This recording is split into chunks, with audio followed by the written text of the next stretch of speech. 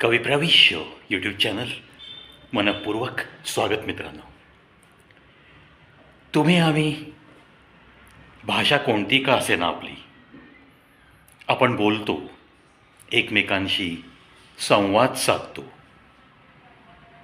बोलताना ज्याची मातृभाषा जी कोणती आहे त्या भाषेत संवाद साधताना त्याच्याकडं असलेलं त्याचं शिक्षण, त्याचं संगोपन कोणत्या वातावरणात झालं,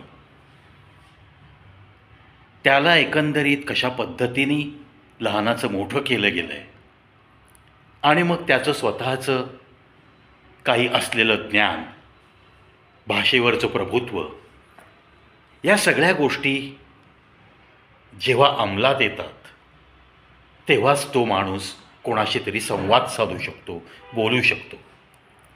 आता इतकं बोलणं, संवाद साधणं याविषयी मी का बरं सांगतो आहे? आता तुम्हीच हा व्हिडिओ बघताना मला ऑब्झर्व करत असाल, बोलताना माझ्या ओठांची हालचाल कशी होते.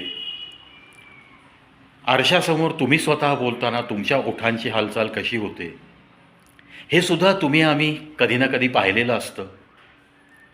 तुम्ही स्वतः कुठले स्वतःचे व्हिडिओ बनवताना, शब्द उच्चारताना, शब्दांची मांडणी तुम्ही कशी करता, कोणते उच्चार कशा पद्धतीने करता, त्यावेळेससुद्धा ओठांची हालचाल एकंदरीत कशी होते.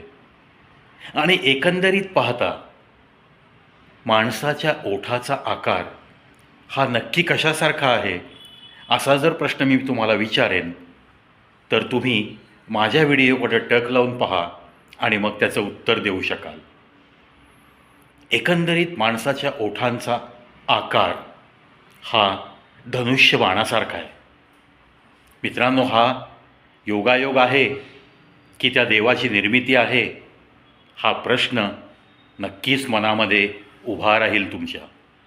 कारण जेव्हा आपण ओठांचा आकार धनुष्यासारखा आहे असं म्हणतो, तेव्हा शब्द हे बाणसुद्धा ठरू शकतात असं आपण ऐकतो, वाचलेलं आहे, आणि खरंच आहे ना ते.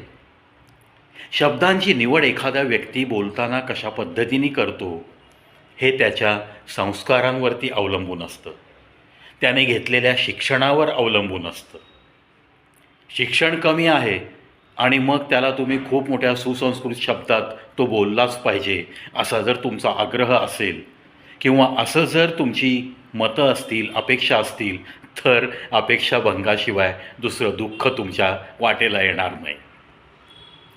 तात्पर्य, धनुष्यासारख्या दिसणाऱ्या आपल्या या ओठातून बाहेर पडणारा प्रत्येक शब्द हा काळजीपूर्वकच बाहेर टाकला पाहिजे, कारण तो त्या धनुष्यावर लावून सोडलेला एक बाण आहे. आणि म्हणतात ना, तीर कमान से जब निकल चुका तो वापस नहीं आता.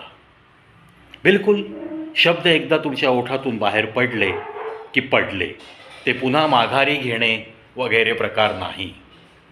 ती फक्त एक मनाची समजूत असते.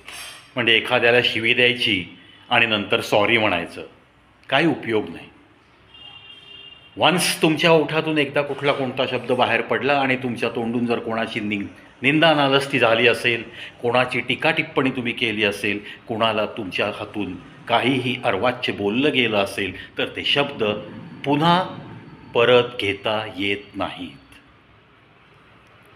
बिलकुल. म्हणूनच लफ्ज़ों का चयन जो अच्छी तरह से करके किसी के साथ बात कर सकता है, वही इंसान एक शिक्षित इंसान है, ऐसे मैं भी तो मानता हूँ. हे पहा मित्रांनो, खूप मोठं पुस्तकी ज्ञान, खूप मोठ्या कॉलेजमध्ये शिक्षण घेतल्यानंतरच तुमच्या बोलण्यामध्ये सुसंस्कृतपणा येऊ शकतो असं काही नाही आहे. मी तर अतिशय PhD वगैरे केलेल्या लोकांनासुद्धा नको ते शब्द वापरताना पाहिलेलं आहे, ऐकलं आहे. अगदी हायली क्वालिफाईड लोकांच्या तोंडातनं सुद्धा शिवीगाळ मी ऐकलेली आहे. नाही असं नाही. म्हणजेच तुमच्या धनुष्यासारख्या दिसणाऱ्या ओठातून पडणारा प्रत्येक शब्द हा समोरच्या माणसाच्या मनाला स्पर्शून जाणारा पाहिजे, मनामध्ये घुसून मनाच्या चिंधड्या करणारा नको आहे. म्हणतात ना, अगर तीर कमान से निकल चुका और अगर वो दिल पे घाव करता है तो इंसान ज़िंदा रहने की बहुत कम चान्सेस होते हैं. बिलकुल सही आहे ना. बिलकुल ऐसे ही आपल्या शब्दांनी जर एखाद्याच्या मनाच्या, एखाद्याच्या भावनांच्या चिंधड्या होत असतील, तर आपल्या ओठातून तो शब्द बाहेर पडायच्या आधी आपण सावध होणं गरजेचं आहे. धनुष्य आपल्याला आवरावंच लागेल. म्हणून मला फार कुतूहल वाटलं जेव्हा मला हे कळलं, की अरे माणसाच्या ओठाचा आकार हा धनुष्यासारखा आहे. त्याच्यातून बाहेर पडणारे शब्द, त्यांना त्यांनी उपमा दिली बाणाची. जणू काय तो बाणच असतो आणि तो जर मनाला छेदून गेला, मन जर जखमी झालं एकदा तुमच्या शब्दांनी समोरच्या व्यक्तीचं, त्याला काही यातना झाल्या, तर त्या यातना तो मरेपर्यंत टिकतात.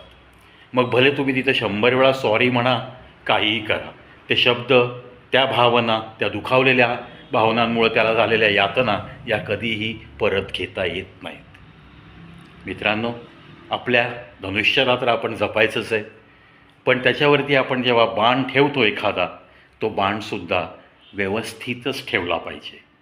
योग्य ठिकाणी योग्य त्या शब्दांचा वापर करत तुम्हाला बोलता आलं पाहिजे, संवाद साधता आला पाहिजे. भले तुम्हाला कोणी कितीही चिडवे नका, भले तुमचा कोणीही कितीही अपमान करे नका, पण तुमच्या धनुष्यातून सुटणारा बाण हा त्याच्या जिव्हारी लागणारा नसावा. चुकलेल्या माणसाला त्याचीच जेव्हा शरम वाटते, तेव्हा त्याला दुसऱ्या कुणीही माफ करण्याची आवश्यकता राहत नाही. तो त्याच्या लाजेनेच इतका आतल्या आत रोज मरत जातो. म्हणूनच या धनुष्यरूपी ओठांच्या बाहेर पडणाऱ्या शब्दरूपी बाणांना तुम्ही आणि आम्ही कमीत कमी रोजच्या जीवनात जपूनच आपण याचा वापर करूयात, इतकंच मला नमूद करावंसं वाटतं. कारण बोलता बोलता जर आपण काही चुकलो तर मात्र त्याला माफी नाही. आणि एकमेकांमध्ये तुझं मत माझ्या मताशी सहमत झालंच पाहिजे हा आग्रहसुद्धा आपण कोणत्याही नात्यामध्ये कधीही धरणं चुकीचं आहे.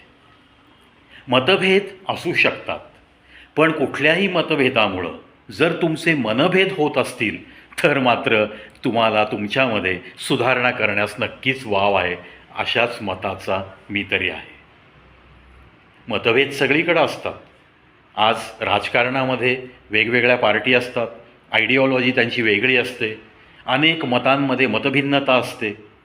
पण म्हणून काय राजकारणी एकमेकांचे दुश्मन म्हणून तलवारी घेऊन अंगावर जात नाहीत.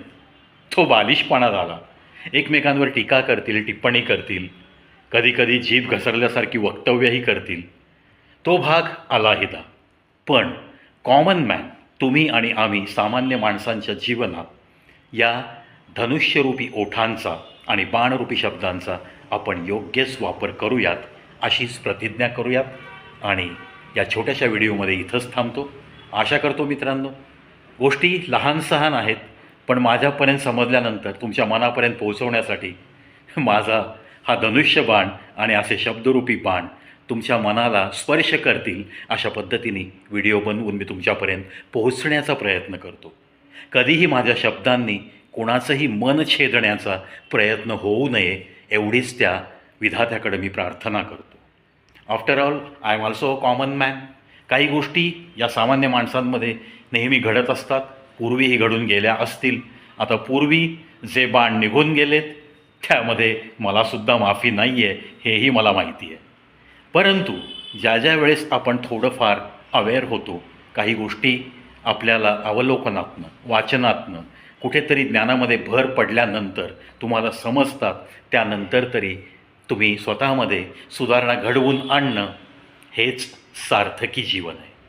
म्हणूनच माझ्या चॅनलचं स्लोगन मी ठेवलं आहे की सुनो सुनाओ और अपनी ज़िंदगी को कल से आज थोड़ा बेहतर बनाओ. चलो, जो कल हो गया सो कल हो गया. भूलो यार वो बातें. अब जाकर किसी के सामने माफ़ी मांगने से भी कुछ भी फ़ायदा नहीं. कम से कम खुद को थोड़ा बहुत गिल्टी फीलिंगनेस जो आता है वही काफ़ी है. स्वतःला थोडंसं दोषी वाटणं आणि आतल्या आत आपणच त्या विधात्याकडं माफी मागणं. अरे यार, माझ्या शब्दांनी जर XYZ दुखावला गेला असेल, माझ्या शब्दांमुळे जर XYZला काही यातना झाल्या असतील, तर त्याबद्दल हे विधाता मला तूच माफ कर. त्याच्यापुढे जाऊन माफी मागण्याने ते शब्द काही मला परत घेता येणार नाहीत हे त्रिवार सत्य मला उमजलं आहे. इतकं तरी आपण करू शकतो या चालू आयुष्यात.